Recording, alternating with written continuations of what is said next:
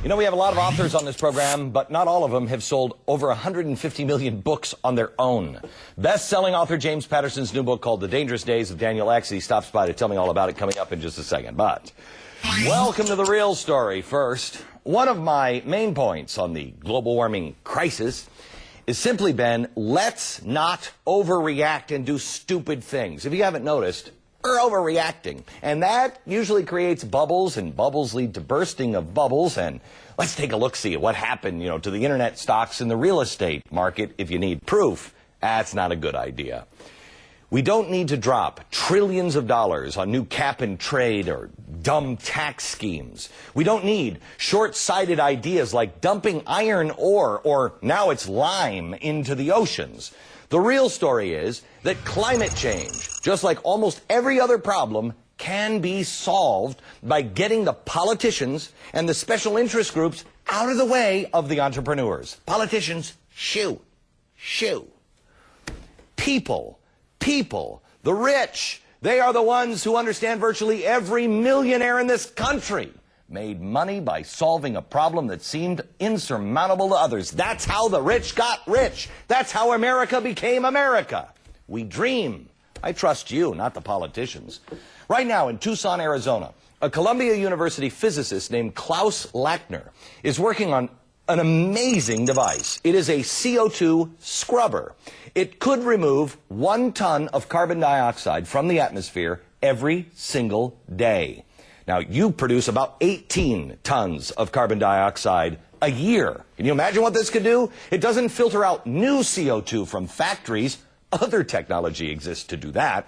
This scrubs out existing CO2, which means it has the potential to take us back to pre-industrial age carbon levels without giving up anything, without giving up cars, without turning off our air conditioner, or paying some ridiculous amount of our incomes to suit some new government agency. The scrubber, which is still in development now, it means that removing 1 ton of carbon a day is likely just the beginning, because it's still in development. You remember the first computers? We used to watch them as kids on, you remember Willy Wonka when I'm now asking the machine where that last Wonka bar is. They were as big as a house. Even Al Gore understands the technology always gets better, faster, and cheaper. In fact, he used this argument himself on Meet the Press last weekend. Think about what happened in the computer revolution. We saw cost reductions for silicon computer chips of 50% every year and a half for the last 40 years. We're now beginning to see the same kind of sharp cost reductions as the demand grows for solar cells. Well, it's not... okay, he's half right, which is about half again as right as he usually is. Gore's law doesn't apply just to solar cells, but all technologies. They get better, they get cheaper as they approach singularity, and then boom, you're off to the races, including the CO2 scrubber. Yet, Al Gore's not happy about the CO2 scrubber. Environmental groups are opposed to the idea of a CO2 scrubber. Why is that? In fact, they oppose, many of them, any technology that allows us continue to live with fossil fuels. It's almost like somebody on this program has been saying that for quite some time. The truth is, climate change is nothing but a smokescreen for what these people really want, and that is power. They're motivated by greed, money, controlling every single aspect of your life. That is their real agenda. Why don't the rest of us work on the CO2 problem? Sterling Burnett is the senior fellow at the National Center for Policy Analysis. Sterling, this scrubber, I heard about this morning. I can't believe, if the world is really concerned about CO2, that this isn't on the front page of every single newspaper in America. We should be investing. Investors, you want to solve the problem? Go invest in this company. Well, it's really out there for months. It's been out there for months. They've been talking about it. But as you say, nowhere on the front page. The New York Times hasn't covered it. Washington Post isn't covering it. It's you have to find it on YouTube. I will say 60 Minutes did a story on it last month.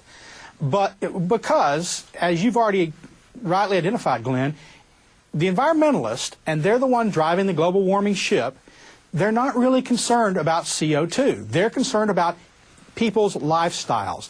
They want to control. They have a vision of the world. And in that vision, they continue to live in their pretty nicely appointed houses and pay more for the cars that make them salve their conscience. And the poor people don't do that well because their vision is a simpler lifestyle for everyone but them. They, you know, in the 80s, there was a T-shirt, a group called Earth First, had a motto called Back to the Pleistocene. Well, they don't go quite that far, but it's about, as you said, controlling how people live. I don't think it's about money. It's about control. Okay.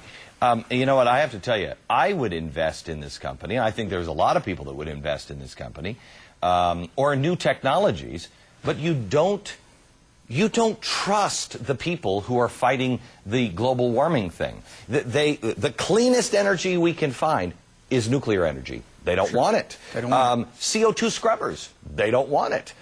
You don't Clean trust. coal. You don't trust them. So nobody will invest in this company. And then on the other side of that, you don't trust government. That government's not going to come in and stop that technology. So how do you get yourself out of it as an entrepreneur? It's tough as an entrepreneur. You know, I'm not even sure he's formed a company yet. It's really in the experimental stage.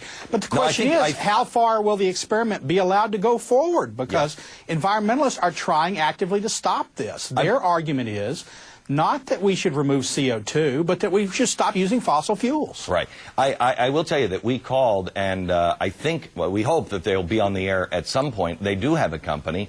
I think it's with the new Wright brothers, believe it or not.